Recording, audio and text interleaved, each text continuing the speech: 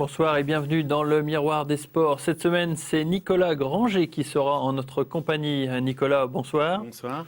Une histoire assez singulière que la vôtre. On reviendra tout au long de cette émission donc sur ce parcours hors norme qui commence à Épernay. Les gens ne le savent pas forcément, mais vous n'êtes pas un pur Romillon. Vous êtes né à Épernay avant tout. Il y a déjà un petit moment. Ouais. Il y a 43 ans bientôt, oui, et je suis né à Épernay où mon père a fait ses premières armes d'entraîneur avant d'arriver à Romilly, effectivement, en 74. Ça tombe bien, vous faites bien de parler de votre père, parce qu'à l'origine, il n'est pas entraîneur, il n'est pas directeur de piscine, il travaille à la SNCF tout simplement, et son passe-temps, il le passe quasiment tout le temps à la piscine. Tout à fait. Et vous arrivez assez rapidement à Romilly, il faut bien le dire. 1974, oui, Ouais. à l'ouverture de la piscine municipale de Romilly. Donc à l'époque, j'ai 7 ans tout juste. Ouais. Et c'était vraiment une passion pour lui, c'est-à-dire qu'il était cheminot, fils de cheminot, frère de cheminot. Et puis la natation était une passion, il l'a pratiquée et puis il a voulu transmettre ensuite tout ça. Et c'est tout naturellement qu'il a bifurqué d'un point de vue professionnel sur cette... C'est quand même moins naturel de devenir directeur de la piscine avant en ayant été cheminot. Alors donc il devient directeur de la piscine et là c'est pareil, il y a des sources romillonnes qui m'ont raconté que chez les Granger, pour apprendre à nager, on balance les enfants à l'eau. C'est le meilleur moyen de... Oui, ça c'est surtout ma sœur qui a eu ça. C'est-à-dire quand elle était toute petite, au milieu de la piscine. Alors les enfants ne se noient pas, hein, donc c'est vrai que c'est plutôt elle qui a eu ce traitement de faveur. Oui, tout à fait. Pour ma part, c'était la Marne quand j'étais petit. Hein. Il n'y avait pas de piscine à Épernay non plus, donc on n'a pas expérimenté ça non plus. Parce que ça valait peut-être mieux pour vous. Si on coulait, on ne se retrouvait pas forcément. Et puis après, j'ai appris, en 3 leçons. Hein. Disons que ça a été très très rapide parce que je baignais dedans depuis que j'étais tout petit. Ça a été rapide, comme on le voit d'ailleurs sur ces multiples photos, parce que ça va très très vite, il faut bien le dire. Vous décrochez votre première médaille dans une compétition intercentre de loisirs SNCF, et là, à partir du moment où votre père devient directeur donc de la piscine de Romilly, vous devenez le meilleur dossiste français de votre génération sur 100 mètres. Ensuite, il y a 77, les médailles qui s'accumulent. Vous rigolez là quand vous voyez la photo là. Ça vous rappelle de bons souvenirs? Ouais, c'est vraiment des photos très anciennes que je ne compulse quasiment jamais, mais je me souviens parfaitement de tout ça en fait. C'est beaucoup de souvenirs, beaucoup de bons événements. Ouais. Malgré les entraînements assez durs, il y a... Oui, mais je me suis jamais entraîné. Quand j'étais jeune, je me suis toujours entraîné raisonnablement. Ouais. Et je pense que c'est vraiment la clé du fait qu'aujourd'hui encore, j'apprécie d'aller m'entraîner, j'apprécie de nager. C'est un plaisir. De temps en temps, c'est presque un besoin, un exutoire. Mais le fait, je me suis beaucoup entraîné dans ma vie. J'ai parcouru des milliers de kilomètres, environ 47-48 000 kilomètres, je pense, à grosso modo, hein, oui. Peut-être 50 000 dans l'eau, ce qui représente énormément, mais je l'ai toujours fait avec raison, j'allais dire. Et les années où je me suis entraîné le plus, paradoxalement, ce sont des années où j'ai pas été forcément meilleur que les autres. C'est-à-dire que j'étais tombé un petit peu dans la notion du volume d'entraînement, et ces années-là n'ont pas été mes meilleures en termes de résultats. Ouais. Il y a une source romillonne qui me dit que en fait, la ville de Romilly a été un grand vecteur parce que dans les années 70, ils ont lancé une opération qui s'appelait Midi Natation, qui a donc fait que vous aviez le droit de vous entraîner pendant midi. C'était un avantage qui a été donné à certains nageurs. Tout à fait. Alors, c'était un groupe, on était 20, 25. Hein, en sortant de l'école, on venait à la piscine. Le repas, on s'entraînait environ 1 heure. Et ensuite, le repas était pris de façon commune, c'est-à-dire avec le club de Romilly. Mes parents étaient impliqués, les différents présidents, et notamment en fin de parcours, Patrick Corpel, le père d'Olivier Corpel, qui a été également un champion romillon. Et c'est vrai qu'on pouvait s'entraîner ainsi tous les midis, sans perturber vraiment la vie scolaire. Et ça nous donnait beaucoup de possibilités d'entraînement, c'est-à-dire qu'en s'entraînant simplement 1 fois ou 2 le soir, on avait 8 entraînements par semaine, et ça a été pendant très longtemps mon rythme de croisière, 8 à 9 entraînements par semaine. Alors, à cette époque-là, ça vous donne l'occasion de fréquenter l'équipe de France de natation en espoir notamment. Mais il y a un jour de printemps 91 où il y a une cassure. Ça vous frappe de plein fouet. C'est un cancer testiculaire qui est diagnostiqué. Et là, j'imagine que vous tombez de haut.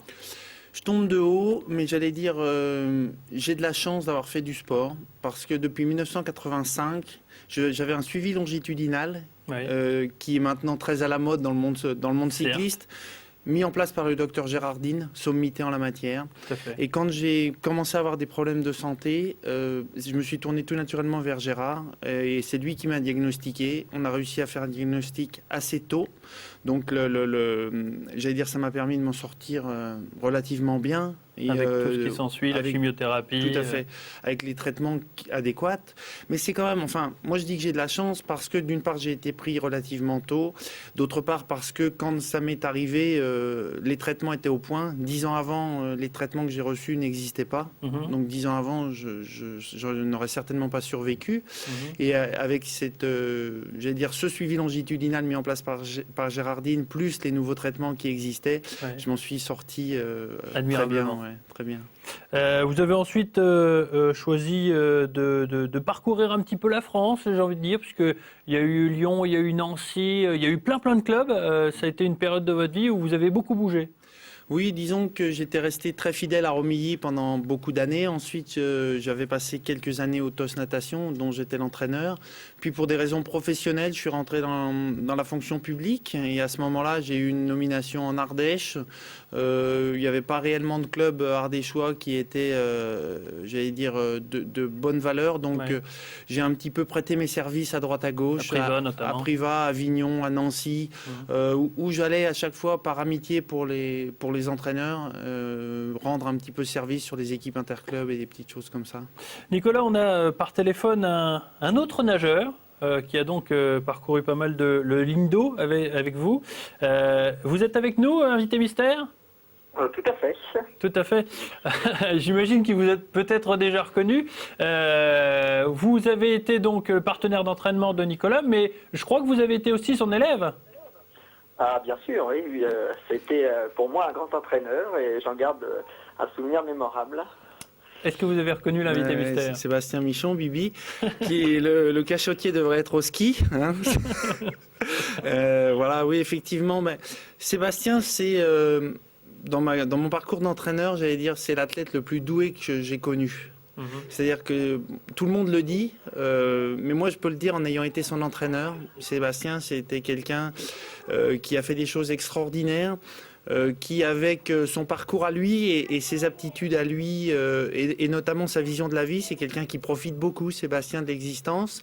Il a fait des choses extraordinaires, c'était un homme de défi, il l'est resté. Il l'est dans sa vie personnelle, il l'est toujours dans sa vie de sportif. Et puis c'est resté un véritable ami. C'est quelqu'un sur qui on peut toujours compter. Ça fait partie des valeurs que véhicule le sport, à mon sens. Que d'éloges, Bibi, que d'éloges. Ah, tout à fait. Je suis plus que flatté par les propos de Nicolas. Hein. Je dirais qu'à son égard, ça a été pour moi un des plus grands entraîneurs, enfin même le plus grand entraîneur que j'ai eu. Et je pense que je n'aurais jamais atteint ce niveau sportif sans être passé un jour entre les mains de Nicolas. Il m'a beaucoup appris, et notamment l'humilité qu'il garde aujourd'hui, et notamment à travers le parcours sportif qu'il a encore aujourd'hui. Et c'est vrai que je garde d'excellents souvenirs de nageurs avec Nicolas, et je côtoie encore Nicolas régulièrement dans les lignes d'eau à la piscine avec grand plaisir. Bon, merci beaucoup en tout cas d'avoir témoigné, Sébastien, et donc on vous souhaite un bon ski. Merci. En espérant ne pas se casser une jambe. Non, on revient de blessure. Soyons sérieux. Merci beaucoup, Bibi. Voilà. Allez, on continue donc ce portrait de savoir un petit peu plus qui est le Nicolas Granger hors sport, puisque vous avez une famille aussi. Tout à fait. Une famille qui vous entoure, une famille qui est derrière vous. Bientôt double père, puisque vous attendez des jumeaux. Tout à fait, j'attends des jumeaux pour les jours à venir, pour le début du mois de mars. Oui. Après, un parcours délicat, là encore, qui est inhérent un peu à la maladie. C'est-à-dire que avoir des enfants quand on est en bonne santé, c'est pas toujours simple pour tout le monde. Quand on a été malade, c'est encore un parcours différent. J'attends des jumeaux avec grande impatience. J'allais dire, j'ai avancé dans l'âge. J'ai ce bonheur de pouvoir à nouveau avoir des enfants. Et c'est vraiment un grand plaisir. Même si l'attente à la fin, on devient un petit peu plus, j'allais dire un petit peu plus impatient. Donc là, j'ai vraiment hâte de la naissance de mes jumeaux. Est-ce que la peur de la maladie est toujours là, le spectre est toujours là Du tout. En fait, la maladie m'a fait grandir, évoluer, progresser dans l'existence. Elle m'a donné des valeurs, elle m'a donné de la force. Et franchement, j'ai jamais peur de la maladie. Je n'y pense pas au quotidien. J'ai un traitement à vie, donc ça, par contre, bon, je me débrouille tout seul grâce à Olivier Corpel, qui est mon ami nageur, mais qui est aussi mon médecin aujourd'hui. Qui était un peu notre complice pour réaliser cette émission. J'ai appris à faire moi-même mes traitements, donc je vis ça comme parce que normalement, d'une façon très normale. J'en parle parce que je pense que ça peut aider des gens, mais je n'en parle pas pour m'appesantir sur moi-même, parce qu'en fait, quand des fois des gens apprennent que j'ai pu être malade, ils sont même des fois étonnés. Parce que vous avez un caractère discret, calme, tout le monde s'accorde à le dire. De toute façon, pour résumer un petit peu ça, les gens m'ont raconté que, par exemple, face à votre docteur, le docteur Pavlovitch, vous étiez capable de jouer des parties d'échecs. Vous êtes un excellent joueur d'échecs. Non, enfin, c'est dire le calme qui vous habite, quoi. Je jouais aux échecs avec lui parce que, j'allais dire, c'était sa passion. Et qu'à l'époque, il me fallait aussi des exutoires. Je n'avais plus le sport, donc je m'étais mis un petit peu à jouer aux échecs. Mais j'aime beaucoup les activités paisibles, la lecture, qui m'occupe pas mal en ce moment. Je n'ai pas beaucoup lu étant jeune, comme pas mal de monde, et j'avoue que je m'y suis mis beaucoup. Il y a quelques années, je faisais des puzzles, enfin des choses... Et à chaque fois, vous essayez de... Justement, je vais vous demander un exercice, c'est celui de répondre à une question, la dernière question de cette émission. Elle va vous être proposée donc parmi un choix de plusieurs parmi ces boules. Vous allez donc choisir une boule et à l'intérieur de cette boule, il y a une question, évidemment en rapport avec le sport, et je vais vous demander d'y répondre, Nicolas. C'est très très dur à ouvrir. Pendant ce temps-là, je vais faire un petit peu le récapitulatif un petit peu, le 200 mètres 4 nages, c'est votre spécialité. Votre ancien président dit notamment que vous aviez le geste parfait au virage. Il était admiratif de ce virage qui faisait l'admiration apparemment de tous à trois. Je pense que c'est Jean-François qui a dit ça. Tout à fait, Jean-François Michon, le père de Sébastien Michon. Allez, cette question... Alors, mon premier souvenir sportif de télé. Alors en fait, j'en ai... ça vient tout de suite. J'en ai deux. En fait, j'ai... une qui n'a rien à voir avec la natation et un qui a à voir avec la natation. Mon premier souvenir de télé hors natation, c'est un combat de boxe nocturne avec Mohamed Ali, quand j'étais tout petit. Donc je m'en souviens vaguement, mais je m'étais relevé la nuit, etc. pour voir ça, donc c'était un grand souvenir. Et le deuxième ? Et mon deuxième, qui a trait à la natation, c'était Jeux Olympiques de Montréal 1976. Et donc, le premier homme à passer sous les 50 secondes au 100 mètres nage libre. Son nom m'échappe un instant, j'en suis réellement désolé. Que j'ai eu le bonheur de rencontrer d'ailleurs par la suite dans des championnats Masters. Jim Montgomery, donc ça y est, c'est revenu. Jim Montgomery, 49-99 en finale des Jeux Olympiques. Et vous vous souvenez même du temps ? Je me souviens du temps parce que c'était vraiment une barrière à l'époque totalement mythique et qui maintenant a pris de l'âge, comme toutes les performances, mais qui reste quelque chose d'extraordinaire. Eh ben, ça sera le mot de la fin, Nicolas. Merci d'avoir participé à cette émission. On aurait encore pu dire beaucoup de choses puisque votre vie de sportif n'est pas terminée, mais malheureusement. Donc, je vous l'ai dit, on manque de temps. On fera sans doute une autre émission. On vous invitera. Voilà. Merci beaucoup, Nicolas. Et on se donne rendez-vous, nous, la semaine prochaine pour un nouveau Miroir des Sports. À très bientôt.